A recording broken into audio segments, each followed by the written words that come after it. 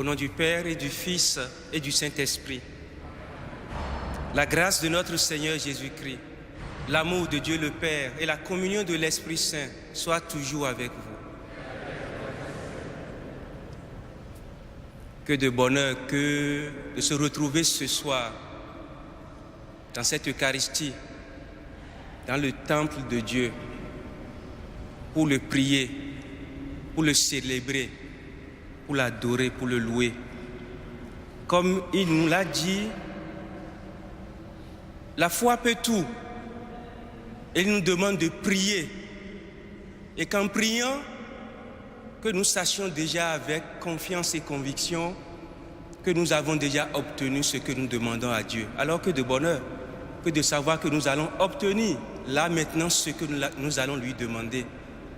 Et je voudrais vous inviter à descendre, voilà, chacun dans son cœur, vous qui êtes là, dans cette cathédrale, et vous aussi qui nous suivez par le canal de KTO TV, à descendre dans notre cœur pour l'ouvrir, afin que Jésus puisse y descendre, pour chasser de ce cœur tout ce qui n'est pas conforme, tout ce qui nous empêche d'être bien, tous les bandits de nos cœurs, afin que lui puisse trouver toute la place qu'il faut pour s'installer convenablement en nous, pour notre bien. Gardons un moment de silence pour accueillir la miséricorde de Dieu.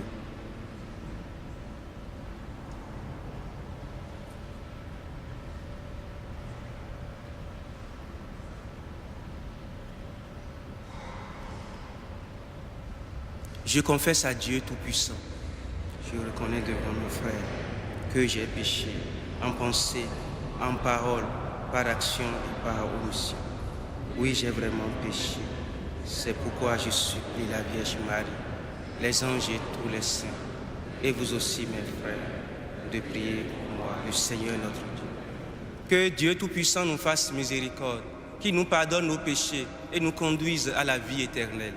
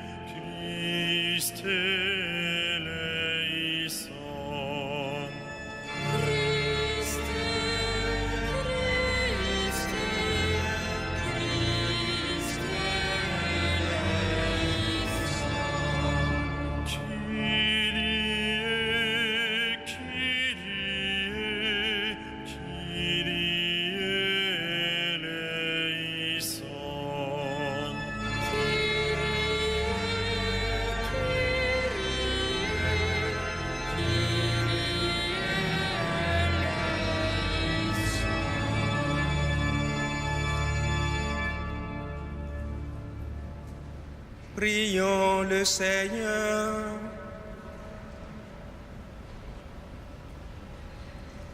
Fais que les événements du monde, Seigneur, se déroulent dans la paix selon ton dessein, et que ton peuple connaisse la joie de te servir sans inquiétude. Par Jésus-Christ, ton Fils, notre Seigneur et notre Dieu, qui vit et règne avec toi dans l'unité du Saint-Esprit, maintenant et pour les siècles des siècles.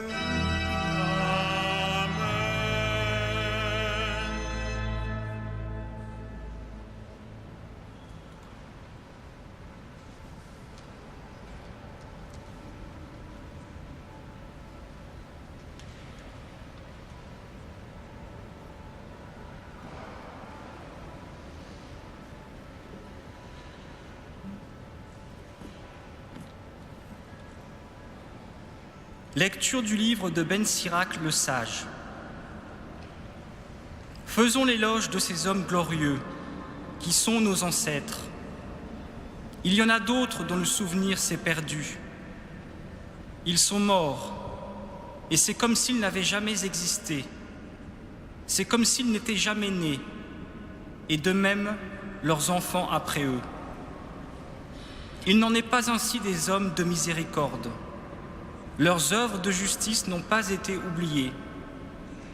Avec leur postérité se maintiendra le bel héritage que sont leurs descendants.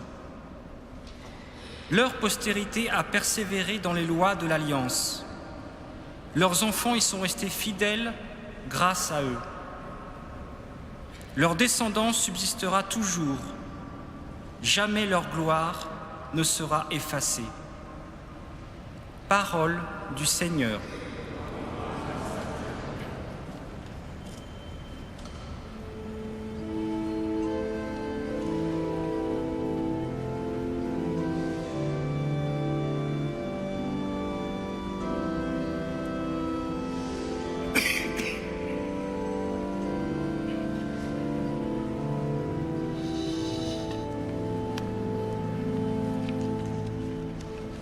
Le Seigneur aime son peuple. Le Seigneur aime son peuple. Chantez au Seigneur un chant nouveau, louez-le dans l'assemblée de ses fidèles. En Israël, joie pour son Créateur, dans Sion, allégresse pour son roi. Le Seigneur aime son peuple. Dansez à la louange de son nom, jouez pour lui, tambourins et cithare, car le Seigneur aime son peuple, il donne aux humbles l'éclat de sa victoire. Le Seigneur aime son peuple. Que les fidèles exultent glorieux, criant leur joie, l'heure de triomphe, qu'ils proclament les éloges de Dieu, c'est la fierté de ses fidèles. Le Seigneur aime son peuple.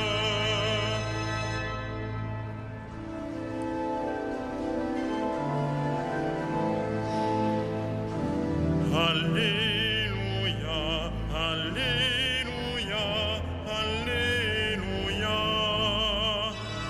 Alléluia, Alléluia, Alléluia. C'est moi qui vous ai choisi, afin que vous alliez, que vous portiez du fruit, et que votre fruit demeure, dit le Seigneur. Alléluia, Alléluia, Alléluia.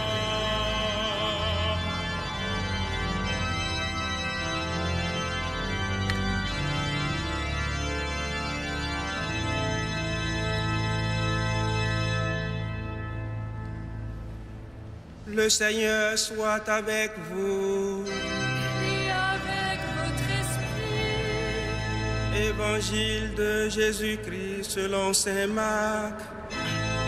gloire à toi, Seigneur.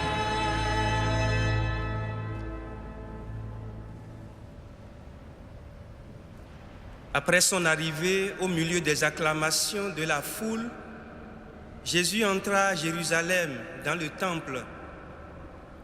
Il parcourut du regard toutes choses et, comme c'était déjà le soir, il sortit pour aller à Béthanie avec les 12.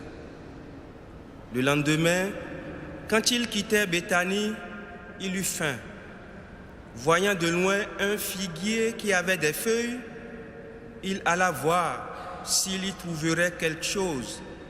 Mais en s'approchant, il ne trouva que des feuilles, car ce n'était pas la saison des figues.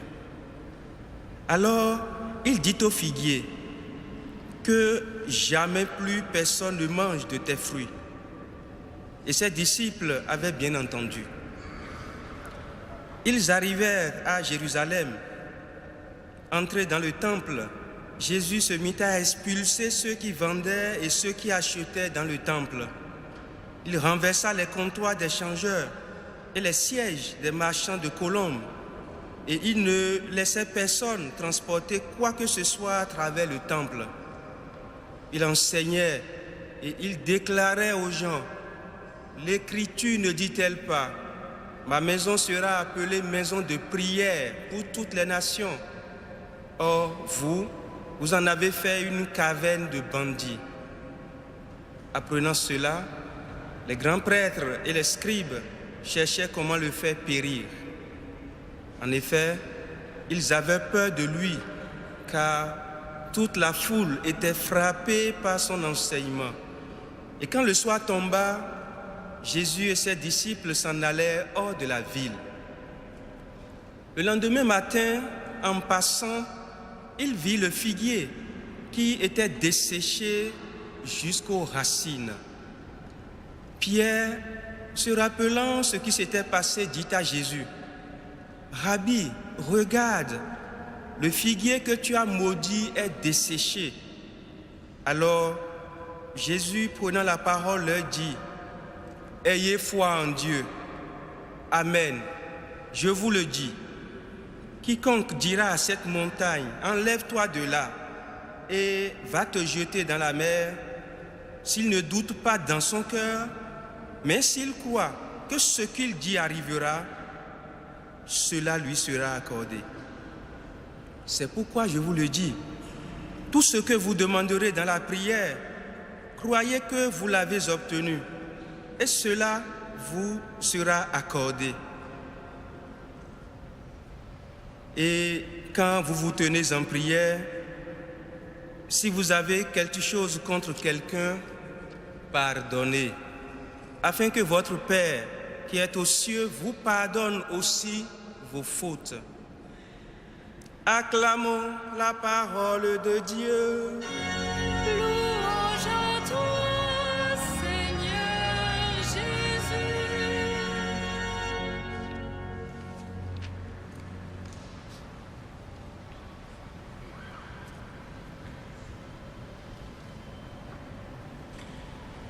Chers amis dans le Christ,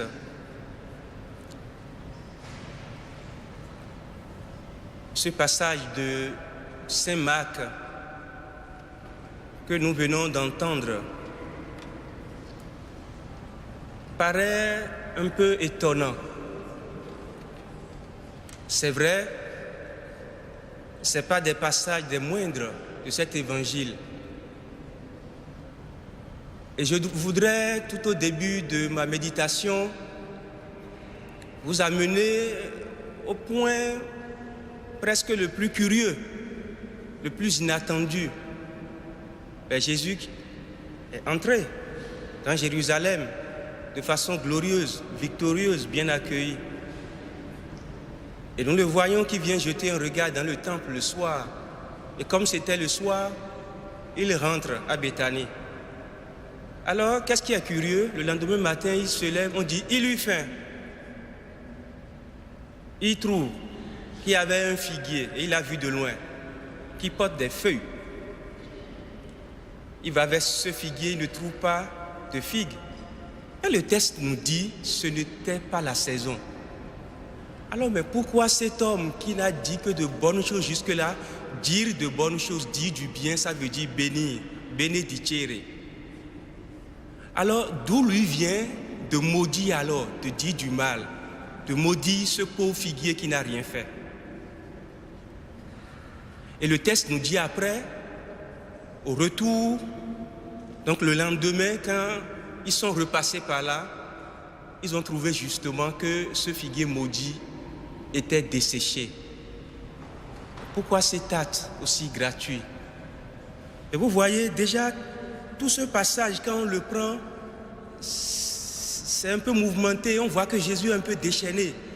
Il maudit un figuier, il va dans le temple, il renverse les comptoirs, il chasse et vendeurs et acheteurs, il interdit toute transaction et tout échange de quoi que ce soit et il rétablit un certain ordre. On l'a vu vraiment déchaîné.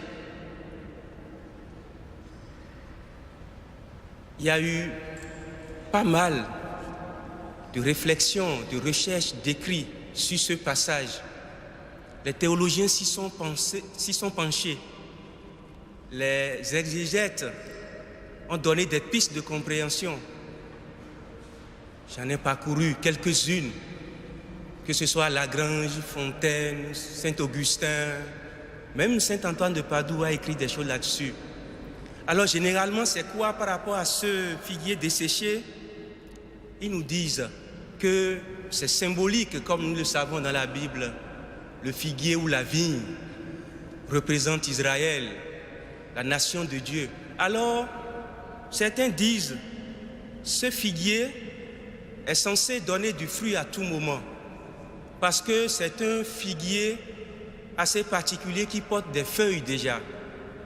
Mais, de façon régulière, il faudrait qu'il donne des fruits à tout moment et que ça ferait penser à la fin dernière, à la fin du monde, où Dieu attend de ce figuier, de son peuple, des fruits quand il viendra vers lui à l'improviste. D'autres trouvent que non, que simplement Jésus a posé cet acte de pouvoir, de puissance pour montrer à ses apôtres et à ses disciples de quoi il est capable. Et que pourtant, il n'utilise pas ce pouvoir contre ces belles créatures de Dieu, les hommes. Il n'a donné que ce signe, pas ce petit figuier pour leur montrer. Mais ce que déjà Dieu peut faire et déjà eux-mêmes après, ce qu'ils peuvent faire par la force de la foi et de la prière. Que c'était dans la pédagogie du Christ, voilà, pour leur montrer, disons, ce qu'on peut appeler cette épiphanie de Dieu. À travers cette malédiction du figuier qui est desséché sur le champ, etc., etc. Il y en a beaucoup d'autres. Saint Jérôme lui dira que c'est Jérusalem que cela représente, Jérusalem qui ne donne plus rien, elle ne pourra plus jamais donner de fruits, donc Jérusalem est maudite la cité. Voilà. Dans le cadre de notre méditation de ce soir, dans le cadre d'une homélie de semaine, on ne pourra pas rentrer dans toutes ces considérations. Ce que je voudrais vous proposer simplement, c'est deux choses.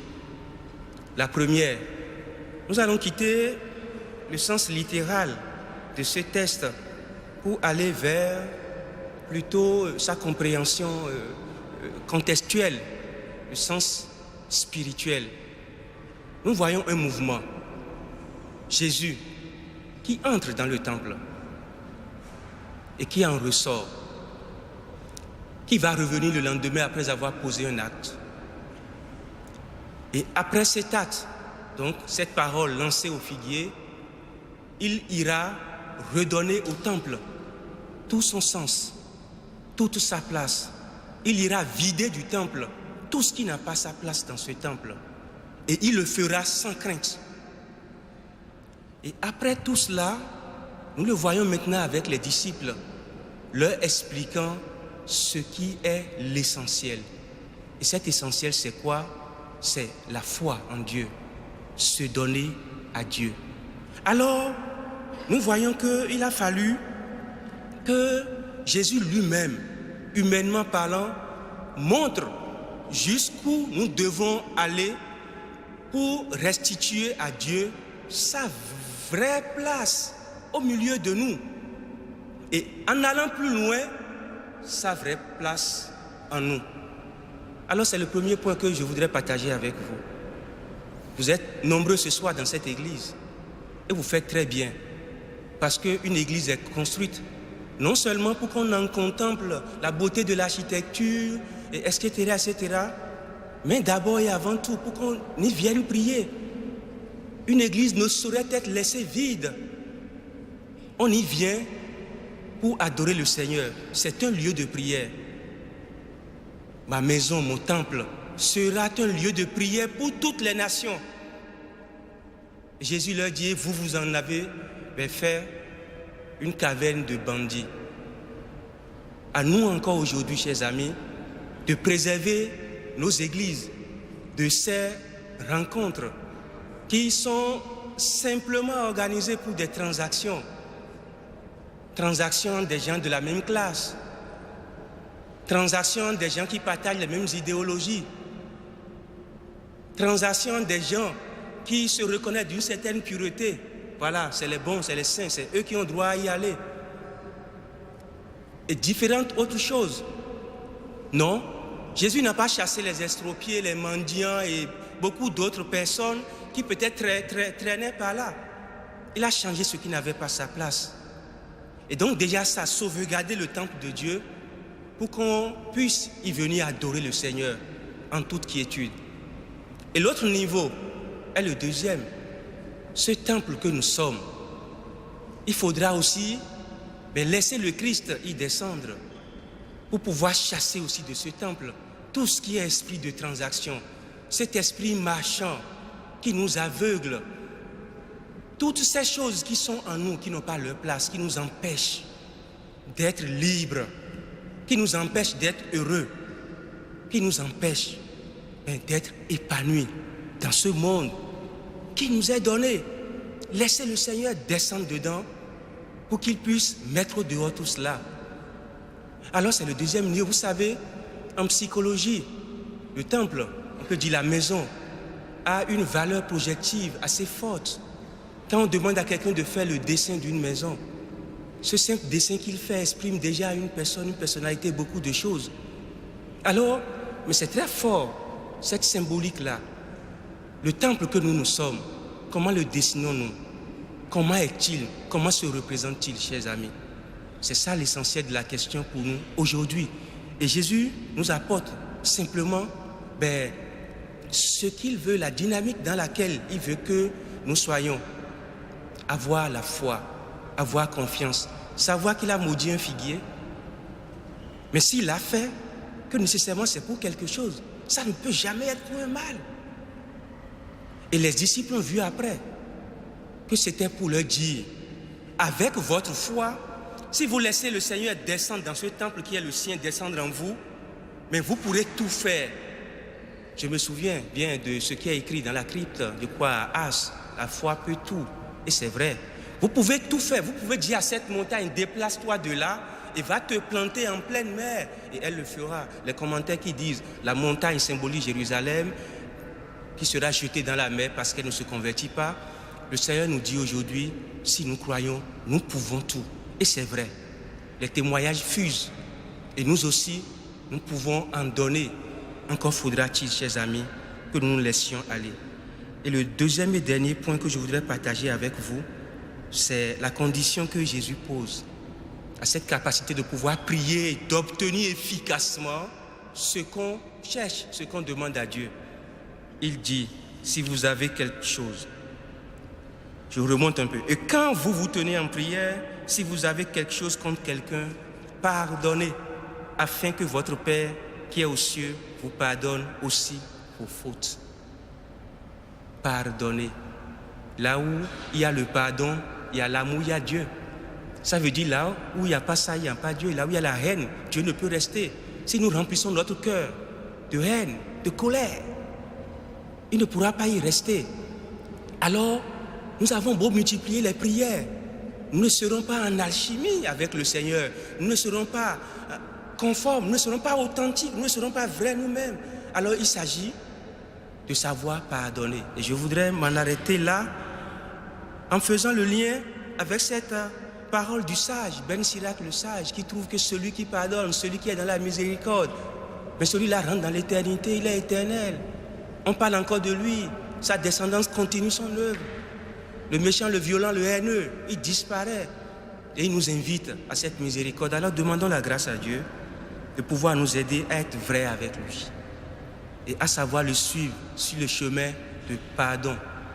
Quoique difficile qu'il soit ce chemin, quoique impossible qu'il soit, étant donné qu'en lui rien n'est impossible, qu'il nous aide à pouvoir libérer notre cœur pour que nous rentrions sur ce chemin qui fait que nous avons tout et que nous obtenons tout. Amen.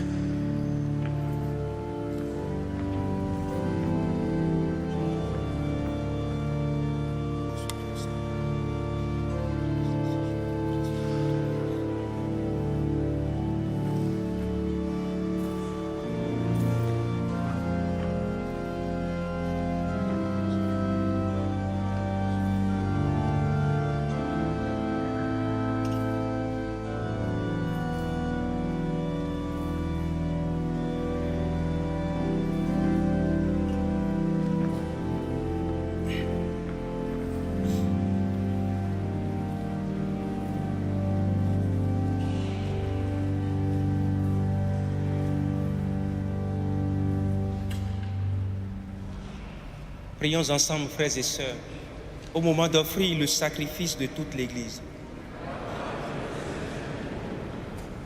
C'est toi qui nous donnes, Seigneur, ce que nous t'offrons.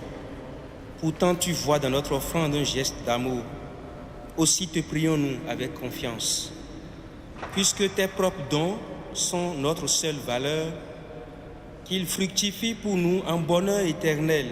Par Jésus le Christ, notre Seigneur.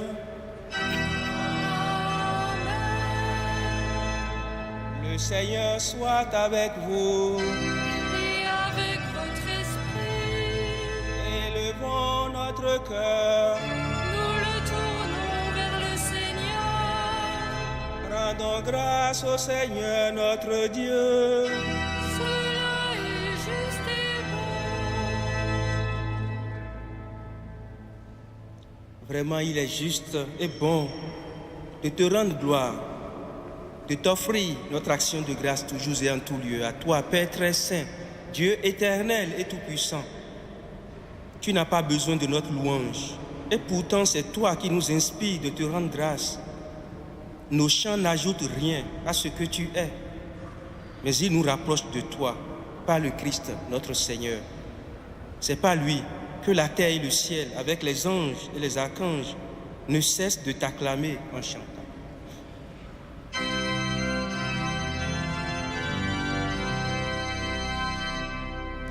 Saint, Saint, Saint, le Seigneur, Dieu de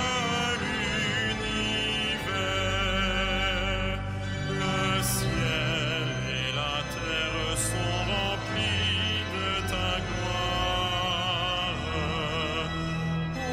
Hosanna au plus haut des cieux. Béni soit celui qui vient au nom du Seigneur. Hosanna au plus haut des cieux.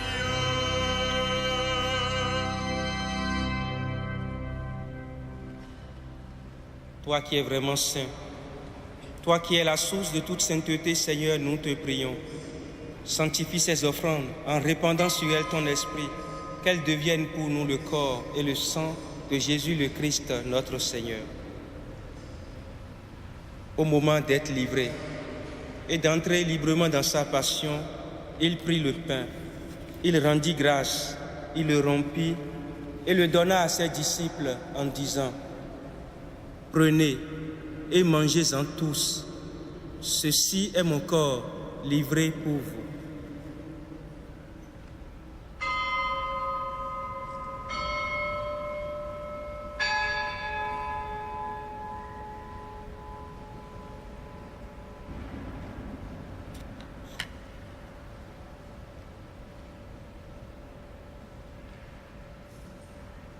De même, à la fin du repas, il prit la coupe. De nouveau, il rendit grâce et la donna à ses disciples en disant: Prenez et buvez-en tous, car ceci est la coupe de mon sang, le sang de l'alliance nouvelle et éternelle, qui sera versé pour vous et pour la multitude en rémission des péchés. Vous ferez cela en mémoire de moi.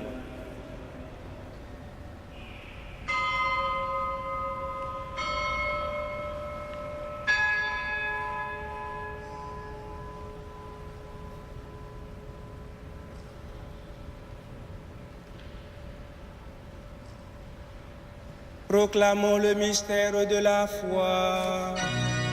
Gloire à toi qui étais mort, gloire à toi qui es vivant, notre Sauveur et notre Dieu.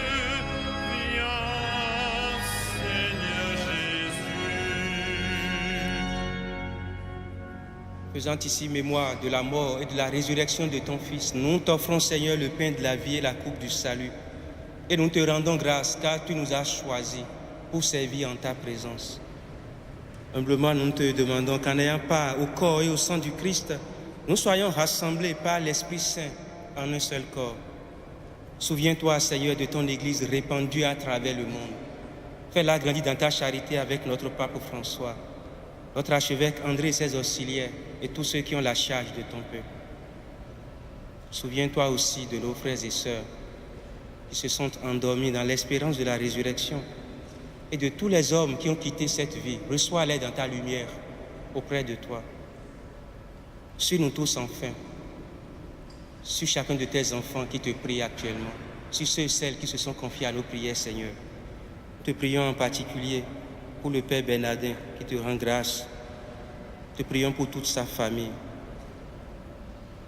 Nous implorons surtout, Seigneur, ta bonté. Permets qu'avec la Vierge Marie, la bienheureuse Mère de Dieu, Saint Joseph, son époux, avec les apôtres et les saints de tous les temps qui ont vécu dans ton amitié, nous ayons part à la vie éternelle et que nous chantions ta louange par Jésus, ton Fils bien-aimé. Par lui, avec lui et en lui. À toi, Dieu le Père Tout-Puissant, dans l'unité du Saint-Esprit. Tout honneur et toute gloire pour les siècles des siècles.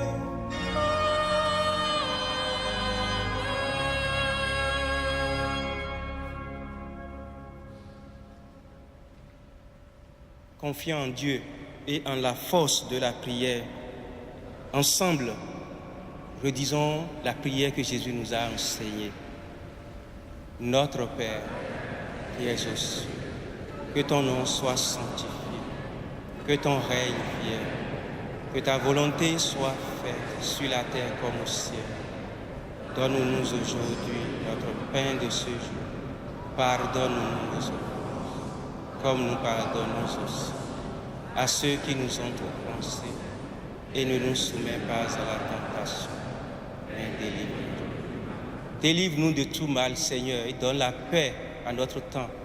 Mets ta paix dans nos cœurs. Par ta miséricorde, libère-nous du péché. Rassure-nous devant les épreuves. En cette vie, nous espérons le bonheur que tu promets et l'avènement de Jésus-Christ, notre Sauveur. Car c'est à toi qu'appartient le règne, la puissance et la gloire. Merci. Seigneur Jésus-Christ, tu as dit à tes apôtres, je vous laisse la paix, je vous donne ma paix. Ne regarde pas nos péchés, mais la foi de ton Église. Pour que ta volonté s'accomplisse, donne-lui toujours cette paix et conduis-la vers l'unité parfaite, toi qui règnes pour les siècles des siècles. Que la paix du Seigneur soit toujours avec vous. Et avec votre esprit. Dans l'amour du Christ, donnons-nous la paix.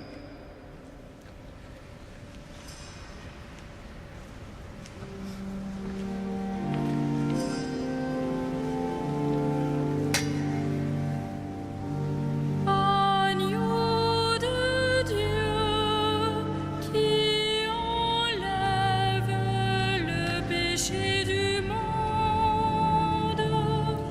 Ô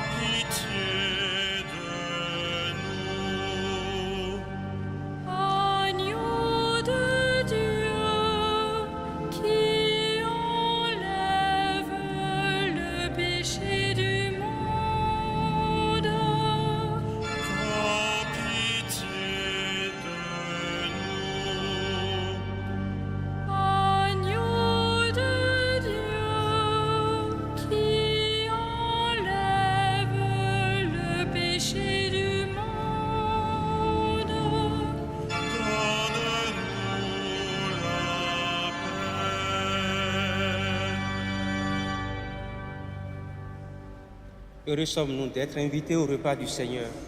Voici l'agneau de Dieu qui enlève le péché du monde.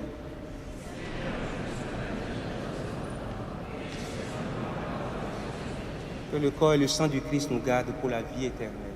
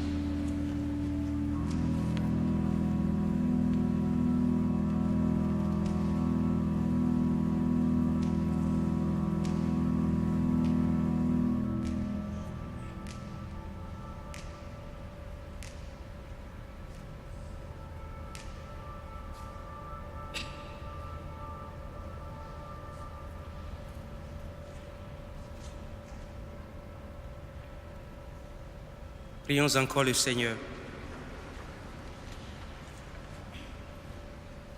Tu nous as nourris, Seigneur, dans cette communion au mystère du salut. Et nous t'adressons encore une prière. Par le sacrement qui est notre force aujourd'hui, fais-nous vivre avec toi pour l'éternité. Par Jésus le Christ, notre Seigneur. Le Seigneur soit avec vous. Et que Dieu Tout-Puissant vous bénisse, le Père, le Fils et le Saint-Esprit. Allez et demeurez dans la paix du Christ.